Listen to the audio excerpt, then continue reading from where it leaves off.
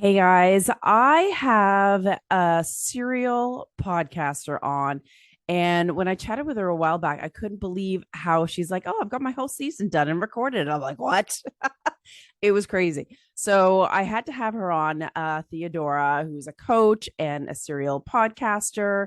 I had to have her on the show to figure out what is her process and what are her secrets so that you can bang out a season early in a year. That's insane, Theodora. Thanks for joining. Absolutely. Thank you for having me. So let's backtrack a little bit. So, how long have you been podcasting for, and why'd you even get into it? Yeah, so I've been podcasting for 3 years, and like many people, it was a pandemic passion project. Yeah. My background in school was communications and social media, mass media. But I had wanted to do like the journalism piece, and I just never went that route. And so, radio, like it was always kind Yeah. of in my mind. So I wanted to do a lot of radio. I did a lot of videos, a lot of audio work in college. And so when I got the opportunity to podcast, it was actually a really interesting story how I met my podcast producer.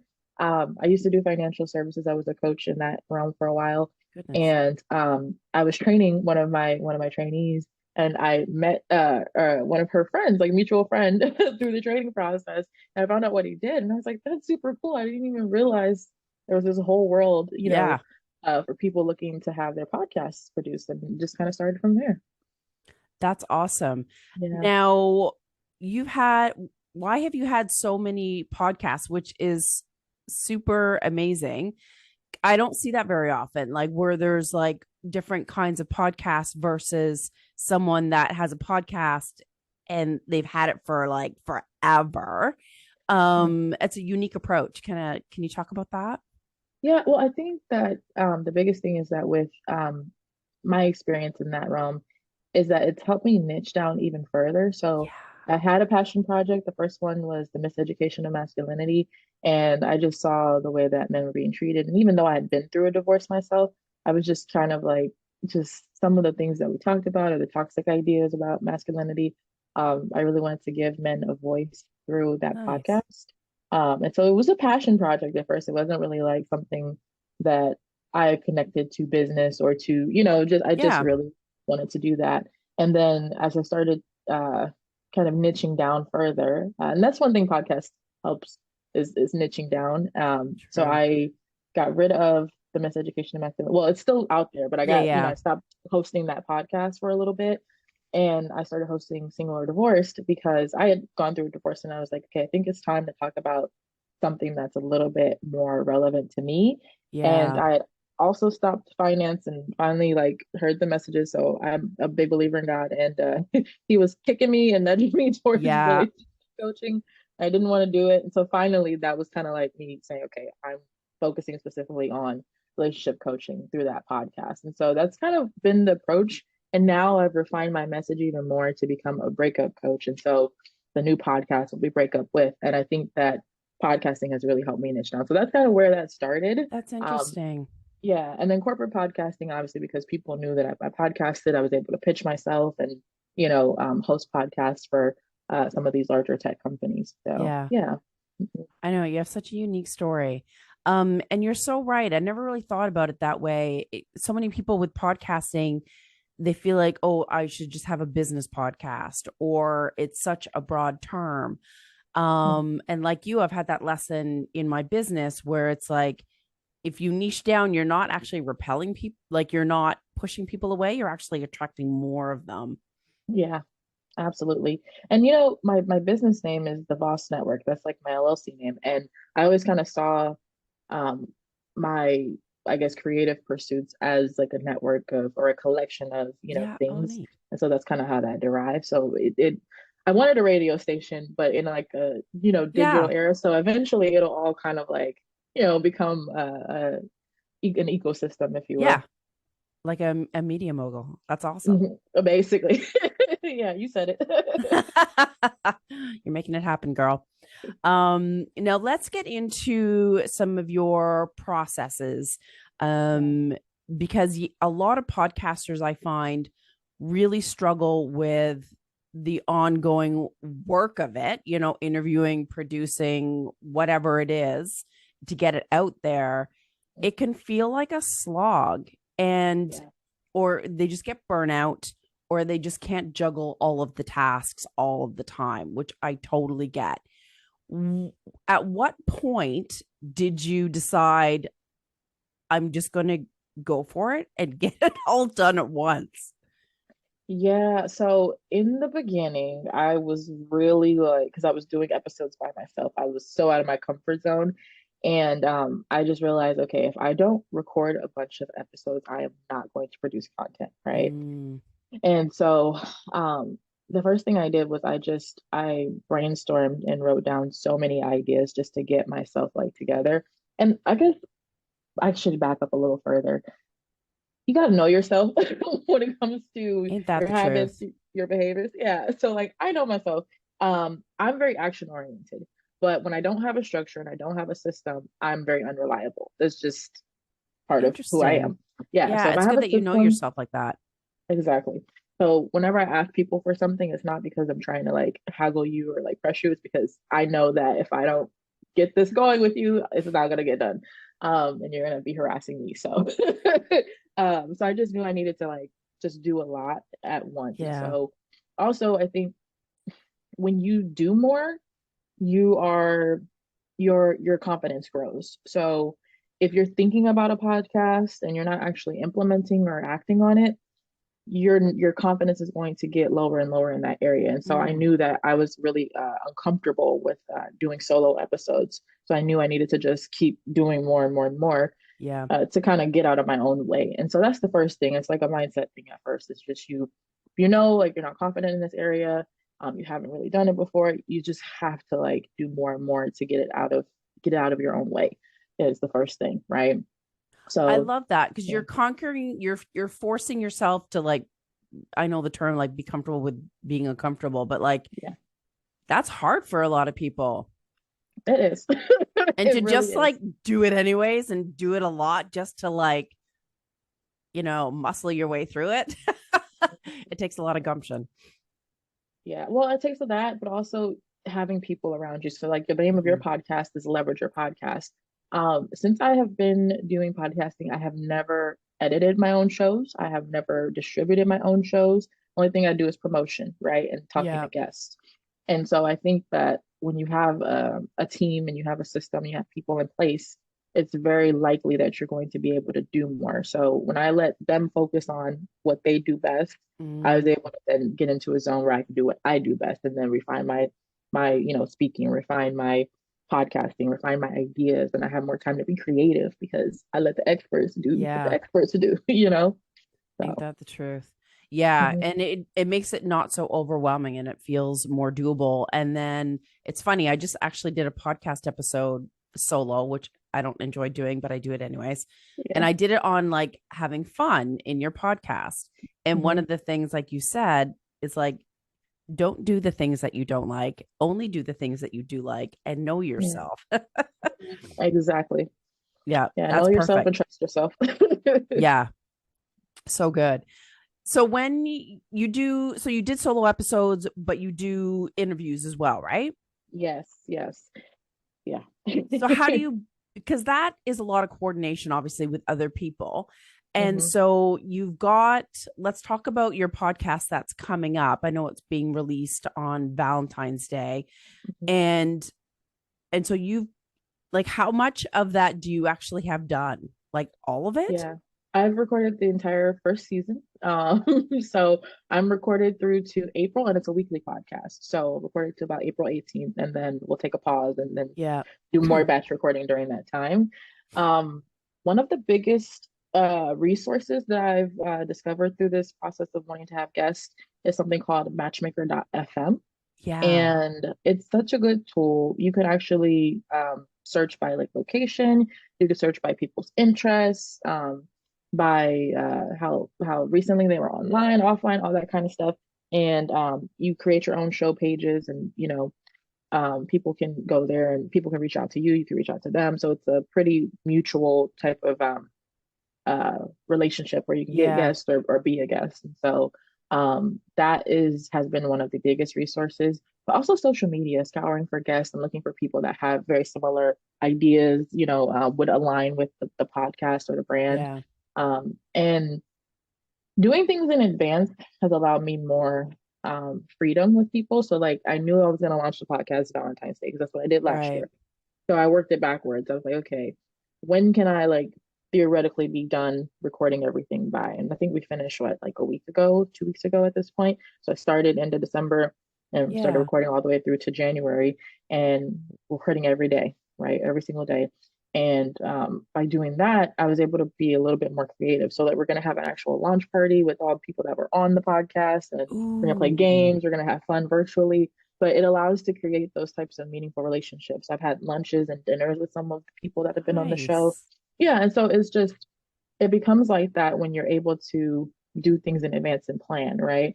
Like right now, I'm in Austin, Texas, and if anybody remembers 2021 and the February freeze that we had, where everything was out, I had lost power, water for about 3 weeks straight, Ooh, and had I have not batch recorded, I right. probably would have been in a really like sticky situation, And so I just kind of think about all those things and all those Mm, aspects. Like, how can I allow myself time to pivot, but also still allow myself some creativity, in the process? So, through having like a date in mind, and when you have a deadline, you're more likely to adhere to your deadline. And when you've yeah. told people your deadline too, like I've Right. gone on social media to my followers and I'm like, hey, Valentine's Day, don't forget, hey. And to the people that I work with that are helping me in this process, this is my target. So help me adhere to my own target too. Like you got to have accountability. You got to be willing to speak your goals out. So I would start with a date in mind Yeah. and then work the process backwards. I Okay. have a project management background, so that's part of like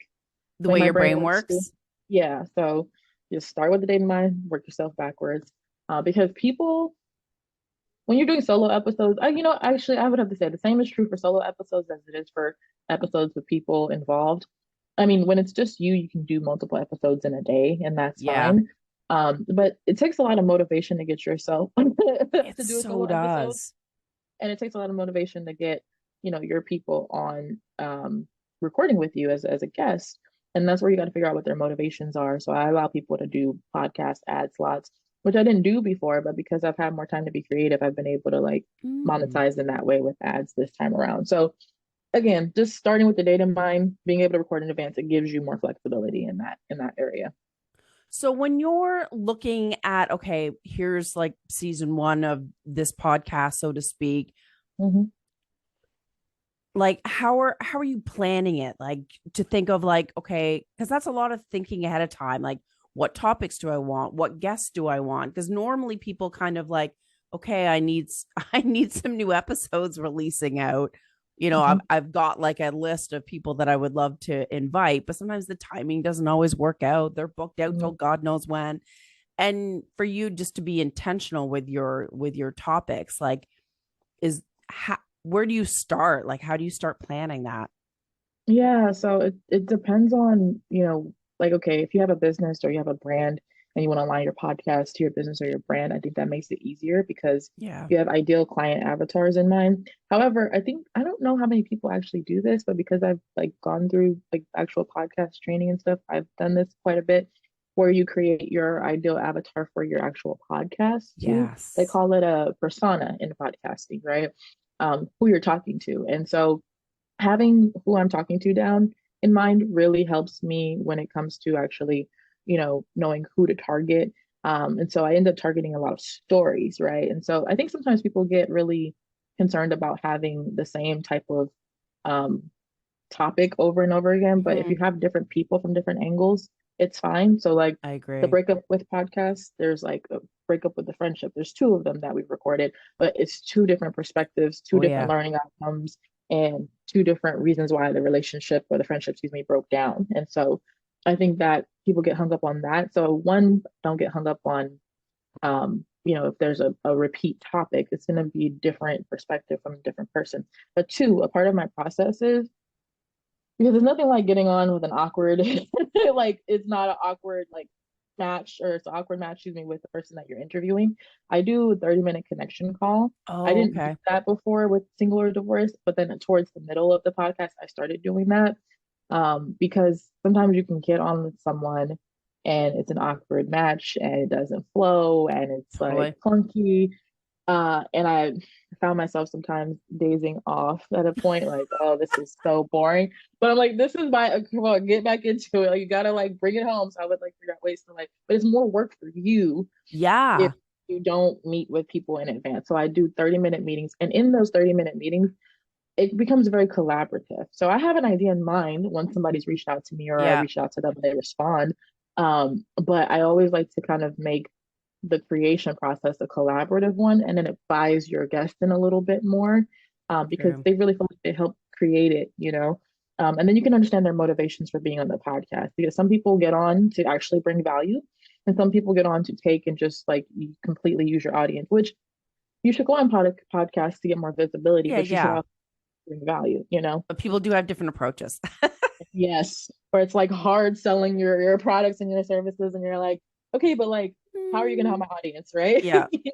So I like to do those 30-minute connection calls, and it makes the workload easier on you. And then after that 30-minute call has ended, I never leave a call without a scheduled time. So we schedule the podcast Perfect. time right away because, and that's a closing thing for anybody who's a coach or like business service-based business. You never leave without setting the next time you're going to meet your potential client, right? And that has really helped with getting people on the books and then developing that relationship so people aren't canceling on you at the last minute, Mm-hmm. not showing up, things like that. Also, big thing, once I schedule something, I do my hardest to keep it, unless something like, drastic has happened or unless Yeah. the other guest has like decided to reschedule. Because once you start getting really flexible with people about your timing and stuff, like there's some circumstances where yes, I'll reschedule a couple times, but when you allow people to reschedule a lot, it messes up your flow and you end up having a harder time later on. So if you have a guest that's rescheduled 2 or 3 times, when it comes time for you to actually have them post the promotions, post the episode, like post the Yeah. stuff that you give them, they're very likely not to do it because they're a little bit unreliable. So it's just making sure that like, hey, the people that you're working with value your time and respect your Yeah. time.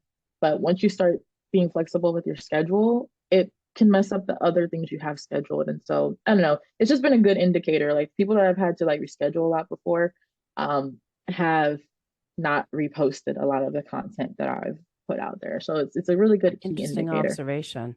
Yeah. I Yeah. find though too, it like you try not to judge, but in a way you're kind of like, so it like Yeah. it affects the energy, right, between you. Mhm. And I Yeah. love that you do have those pre-chats because a lot of people are like, oh my God, like it's so much time. Mhm. Like my schedule is already so busy. But I bet like when your guests show up, they feel like they already know you and like Yes. you and you've connected. So you can have that deeper conversation with them and it feels comfortable and your Yeah. conversation is so much more natural. I think it's better for the listener. It is. And then if you like pre-record, like I record all the connection calls, Mhm. sometimes those connection calls are so good that they end up being podcast episodes because What? like there's bits and pieces and I'm realizing this. So that's why, okay, depending on the type of podcast you have, Yeah. where it's like if it's their story versus like you're talking about a business topic, right? Yeah. I've noticed that sometimes when somebody tells you your story the first time, based on what you're trying to do with your podcast, it's just like it hits home Yeah. I differently, never thought of that. yeah, but I still think the content is very good. It's just a little observation. So I just think it does create more of a rapport automatically with you, and they're more likely to show up to the actual Yeah. recording. Some people have never recorded podcasts before, but they're great speakers and they just need a little encouragement. Yeah. So it's just it gives the to your point, it creates more of a connection. You can Yeah. get a little bit deeper. You can steer the conversation a certain way once you know things Yeah. about them. So yeah. I love that. Now, so obviously you had that condensed schedule where you're recording so many in a short amount of time. Hmm. How do you keep your motivation and your energy up? Because for some people, like I know for me, I can't do 2 podcast recordings in one day. It stresses me out. I don't know why, but that's just me. but some people could do 5 in a day and they're like, yeah, I'm banging it out. Hmm. Whatever. Yeah. Like, how does it work for you? I cannot do 5 in a day, just so we're God, clear. no. Can barely do one in a day or two in a day, excuse me. Because I'm an ambivert, so and I lean into my introverted energy a lot. So sometimes talking to people for a long time can like drain me too. So I do get that. Same. Yeah. Believe it or not, I know it sounds crazy. Believe it or not, when you batch record, you are able to manage your energy a little bit more because like you can set limits for like so if you use Calendly or any other tool um to do my calendaring and all my sites, everything is in there. Mm, And you can set limits on your calendar for how many you get in a day, right? yeah. So like one of these or two of these types of meetings per day. And that's a good way to do it. And honestly, if you stick to your schedule and then you get on Matchmaker and you reach out to people consistently, you will fill up your schedule and you Yeah. will be able to balance your time. But if you do that and you do want to do 10 episodes and you do that over the course of like a month, you can do 10 episodes over a month without actually um having to do um multiple episodes in a day. So like connection calls, I did all of those in December. And then well, Oh, except for like okay. a few, and then Yeah. all the recordings I actually did in January. So like connection calls first, that ends, okay, now we can start recording from here to here. So I kind of like set a time frame in mind.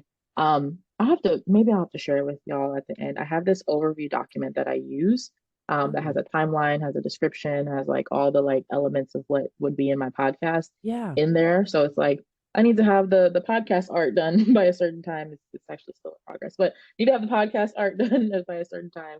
I need to have episodes recorded. I need to have connection calls and guests scheduled by this time. I need to do da da da da da. So it helps me so that Yeah. way I know, okay, if I'm working between this time frame, I don't have to do multiple episodes in a day. Nice. But let's say you procrastinated or you've had a lot of reschedules or whatever has happened, because things happen, right? They They do. do. Um, and what I would suggest is if you know you're like that, have a time. Well, I'm not a morning person, but if you're a morning person or if you're a different time of day person, have one in the morning, in the afternoon, and in the evening. Have Yeah. lots broken up so that way you can manage your own energy. Yeah. Also, come up with a way to cope. So, like for me, I listen to music in between, or I just go close my eyes for a second. Anything to like kind of decompress. Yeah. Yeah. Because I'm also, as an ambivert, I'm also an empath on top of that. So I have to like here, take back your energy. Take mine back. Like I kind of, Yes. send it back to the universe and then I take mine back. You need to clear Um, and then go back. exactly. So you have to still have to have a way to cope. So if it's Yeah. music for you or if it's taking a walk around the neighborhood, around your apartment, around your house, if it's taking, a lunch break, like whatever it is, but Yeah. find a way to cope. If it's writing something down, like that was kind of triggering from because sometimes some of these things are triggering from these episodes. You just write it down and just release it before you go into your next episode because you will carry that with you and it is apparent sometimes when you're overworked from recording Agreed. multiple episodes and so but yeah and break it up into seasons. That's the other thing. So like my podcast is the first time I'm ever going weekly and I'm taking a couple weeks in between when the last recording stops, but since I'm all the way recorded till April, I can Yeah. decide when I want to start recording again. So Nice. it just gives you more flexibility and you That's don't have to stress true. yourself out. Yeah, so that's how I would go about that. Just give I love yourself that. some space and find a way to cope. Yeah. Yeah. So good. And like you said, knowing yourself and understanding your limits and your boundaries and how you work so that Yeah. you're not killing yourself. Hmm. Now, so now that you've recorded them all, Yeah. obviously now you've got like a few weeks to like get a lot of the stuff together for the production end of it or promotion end of it.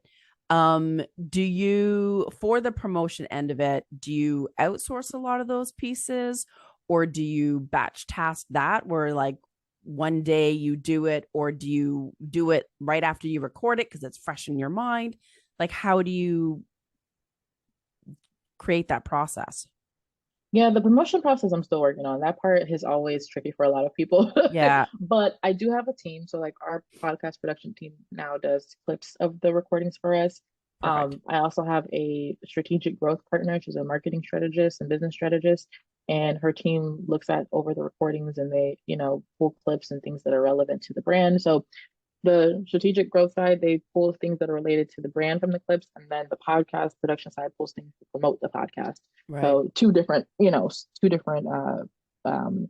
points. And then as far as like the show notes, the blogs, I shared with you that I started using Capshow yesterday, and Yeah. I literally was able to write, let's see, show notes, blog posts, LinkedIn posts, articles, captions, in literally like an hour That's for about insane.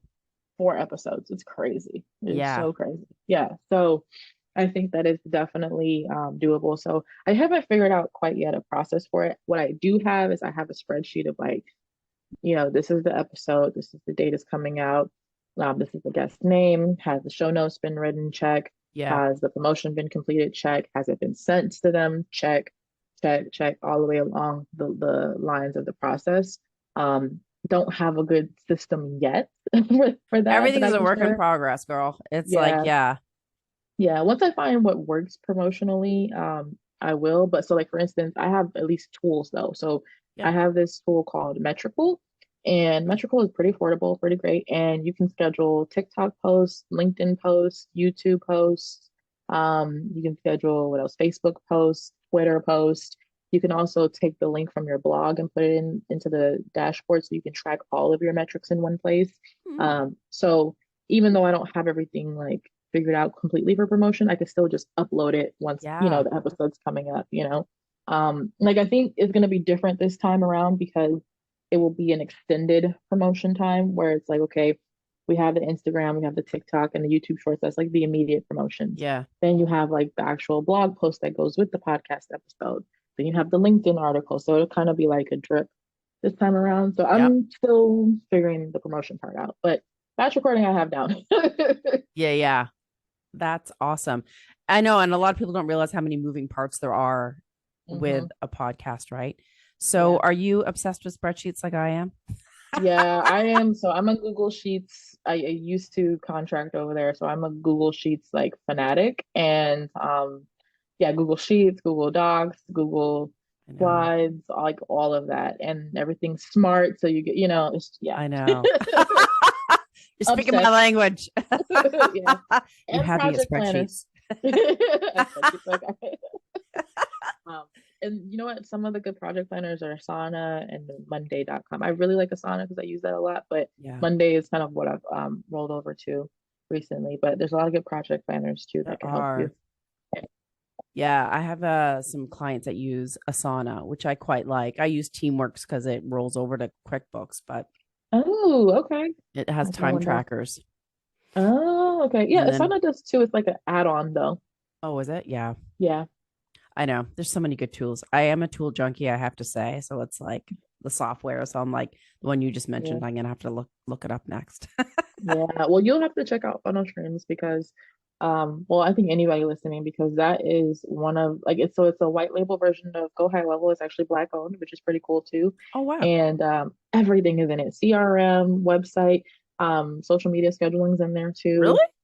Yes, you can run email campaigns, landing pages, Holy, um, CRM, like there's just blog is in there now too. Like what's it everything called is again? in. It's called funnel streams. I can send you a link for it. Yeah, yeah, funnel streams. Yeah. Oh, I haven't heard Yeah. of that one. I know. I Yeah. love finding out new tools. It's so good.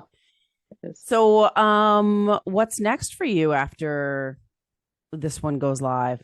You're gonna do a Well, season 2, do you think, or oh, or I'm definitely doing a yeah, season two. This is a all year long podcast. So love this is it. kind of a new yeah, all year long podcast. And then I'll be launching some master classes to go with the podcast too. So Smart.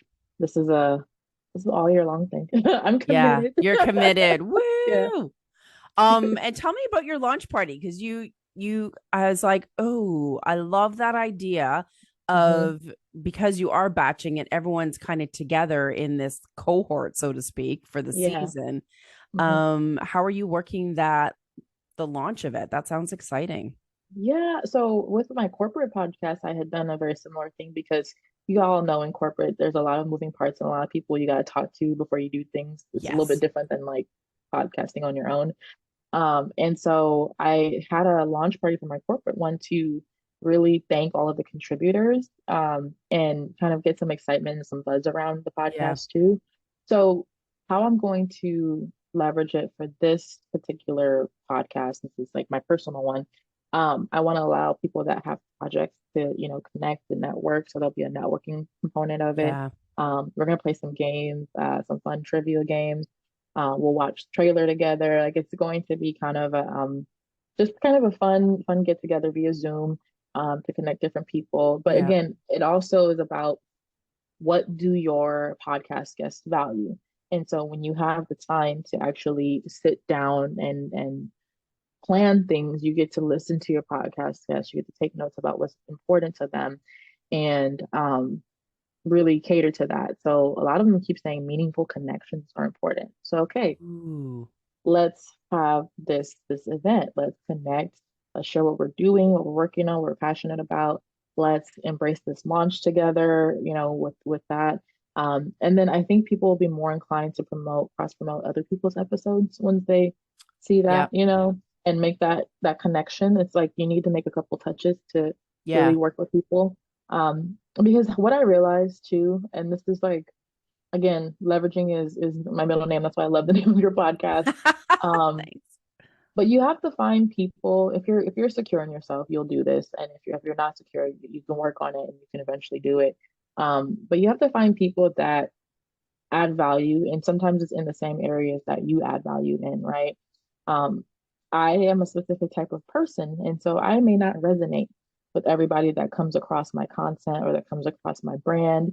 But guess what? I might have other people in my arsenal that I feel like will be a better fit. And so Mhm. my mindset was always having different folks around me that I can leverage to, or that I can, refer somebody to or connect them with, because I may not always be the right fit. Yeah. And that's okay. But it's about then how do you help somebody else and how you uplift people in the process. So if it's not me, then I have a bunch of amazing women friends that have been on the podcast that can help you, Yeah. Yeah. I know. I feel like I don't like the word competitors or competitive. I'm like we're Hmm. all in it together Hmm. and we're all so different personalities, different, you know what I mean? Yeah. Themes and topics and Mhm. it's like why not just be all one big happy family?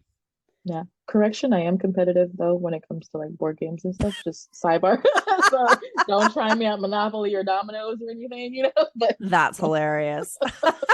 Good to know. Good to know.